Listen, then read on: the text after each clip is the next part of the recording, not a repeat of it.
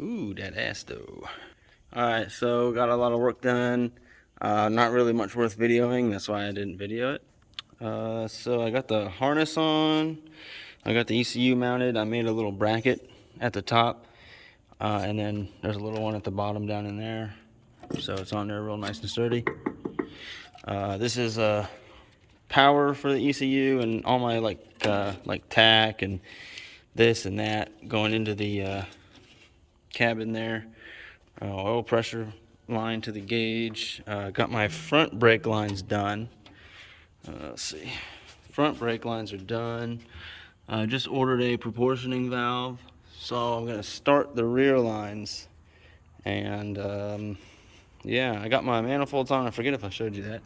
Got the manifolds on. Super close fit here, but it does fit. Got this line made and on. Waiting on my turn 1 flow restrictor for the pump. Let's see. Oh, right. Huge thing here. Got the roll cage done. Yeah. It went pretty nicely, I guess you could say. Seat in with the harness. Ordered a master cylinder for my handbrake. So we're gonna get doing some wiring today. I also ordered a main battery disconnect that's going to go there, and a distribution block that's going to go there for all the high current stuff. Yeah, gauges too. Let me see if I can get back and get a decent view of them. So I got oil pressure, water temp, and then that last one's actually a vacuum gauge that came with the car from the guy I bought it, and I figured, why not? Let's use it. All right, go around to the other side. Man, I love that tachometer. It just fits so well in this car. I mean, look at that. Looks great, right? Come on. Yeah. All right, it's coming along. I'm just knocking out like little stuff here and there. Right now, I'm going to be working on starting to run some more brake lines for the rear. Yeah, just little by little getting. All right, let's go under the car. I got the drive shaft in. There we go. Not bad, not bad. All right, I got the rear brake lines done. So coming from the front. And there's the proportioning valve. It actually goes up through the body so I can adjust it from in the vehicle. And then back to the rear brakes up there. And then it's just waiting for my brakes to go on. I got a brake kit, I should say. Let's go take a look at that real quick.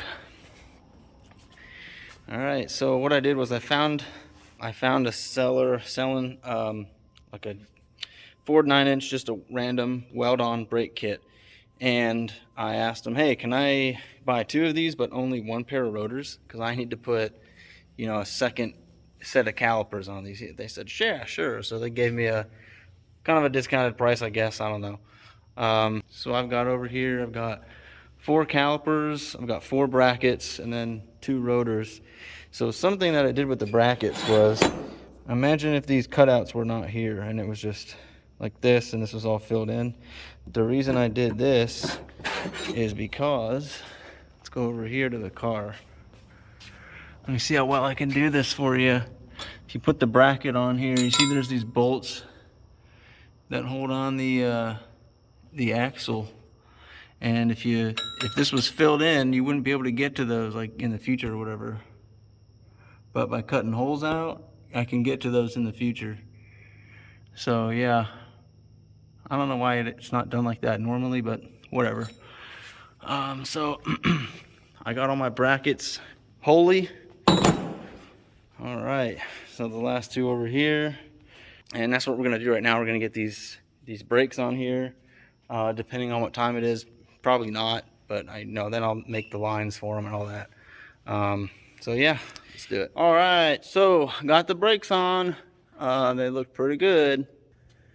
Yeah, here we go. So I think what I'm gonna do is I'm gonna use the rears for the main vehicle brake and the fronts for the e-brake, the handbrake.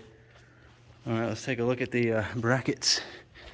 Already painted, but let's see here. Hang on a second. Yeah. So just welded them on there. Looks pretty good. We'll see how it works out. Same thing on the other side. Nothing different, but you know. There we go. Pretty nice. Pro tip though. I mean, I'm sure there's been plenty of people that put Ford 9-inches under these cars. And I know it depends on, you know, your wheel size and offset and all that, but I'm gonna need to use like 2-inch spacers at least on each side to fit these wheels under here. I think I got a 56-inch wide wheel mount surface to wheel mount surface rear end 9-inch. If I went 4 inches bigger, like a 60-inch, that probably would have been perfect, honestly, at least for these wheels. But yeah, they're nowhere near fitting as of right now. Let's see, maybe I can measure the distance real quick for you from mount surface to frame rail. Let me do that real quick. Go over here, get my trusty tape measure. Okay. All right. It's just going to be an estimate, obviously, but let's see. So about 3 3/4. No, actually, the camera's a little off center. If you're looking at it from dead straight behind it, it's about 4.5 inches. So for anyone looking for that information, and this is a, if I remember correctly, and I can correct myself in the description, but I'm pretty sure this is 56-inch wheel mount surface to wheel mount surface. So at least for these wheels, which let me look real quick. I believe, I want to say they're 17 by 8. Let's look in here. Let's see. They are, yeah, 17 by 8. They're a 17 by 8 with a 35 millimeter offset. Okay. And they are nowhere near fitting. So for anyone doing similar setups, here's some info for you. I hope it helps. All right, let's check out this exhaust. I didn't take a video of it because it was just a bunch of boring welding, cutting, and not measuring, but plenty of cutting and grinding. All right. All right, so we got our dual 2.5, our O2 sensors. All right, I like how there's plenty of room between the body and this cross member here. I got it tucked up nice in here instead of going like under it. So there's tons and tons of ground clearance, but I don't think I'd ever have to worry about that anyways. Then it comes to this Y, and then goes out 3 all the way back over the axle. Let's see, I need to buy, I used pretty much all the 3-inch I had, and I need to buy like another few feet of pipe to finish it out right here. And yes, it is pointed kind of down. What I'm gonna do when I put the pipe on there, I'll angle it up a little bit and then weld it, so it'll be fine. But yeah, came out pretty nice. Should sound pretty mean. I can't wait. Heck yeah. Yo, what up guys? So I've been making a lot of progress. Haven't been videoing much, honestly, because I'm just super focused on getting things done, and it's a lot of just little things, like it's all the little things coming together, you know. Let me show you where we're at so far. So I got the front end back on, and yeah, I'm gonna need some spacers or something for the front. Oh my goodness.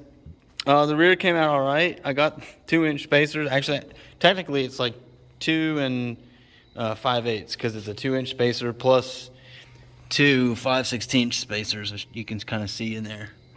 Yeah, and I mean, there's still plenty of room between the fender and the wheel.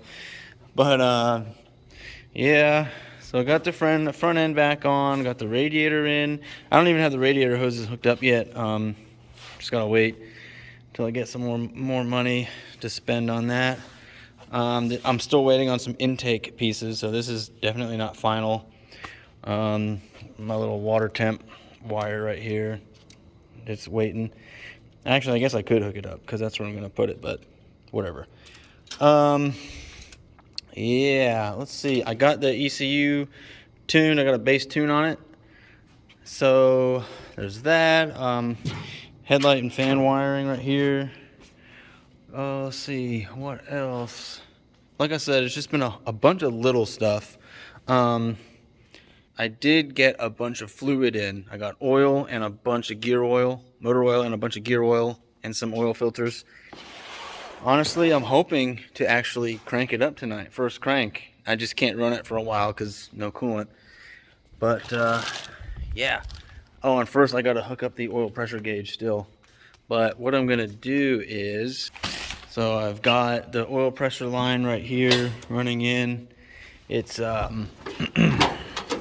see if I can get up in there. It's that little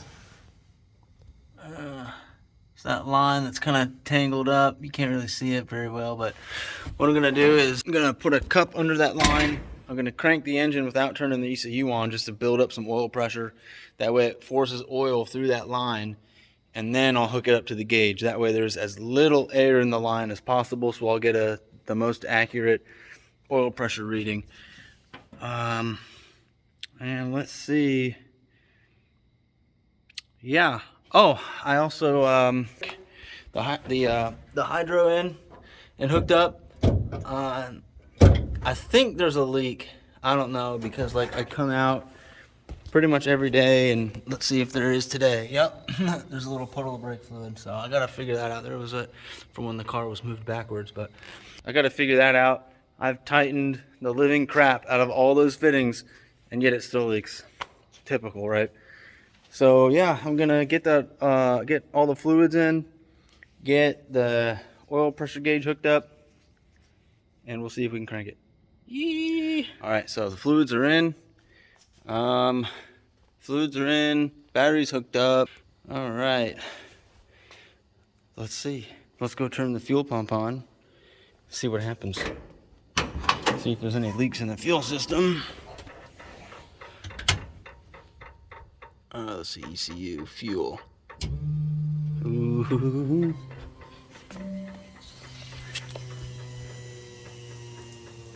Oh, of course it's leaking. Yeah.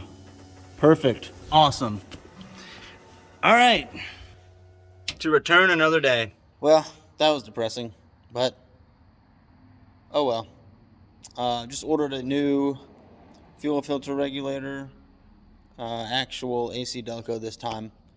It was actually cheaper than I remember it being, so I don't know why I didn't just do that in the first place, but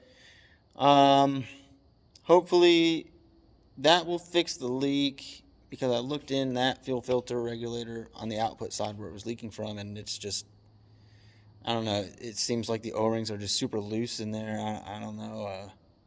Yeah, I don't know. Anyways, so that happened. So when I get the new fuel filter, hopefully I'll be able to just pop it in, turn the pump on again, and no leaks. But we shall see. I didn't see any leaks from anywhere else in the fuel system, so that's good. So hopefully when I get that new filter in, I'll be able to start her up. And then I can check for all the oil leaks that I'll have.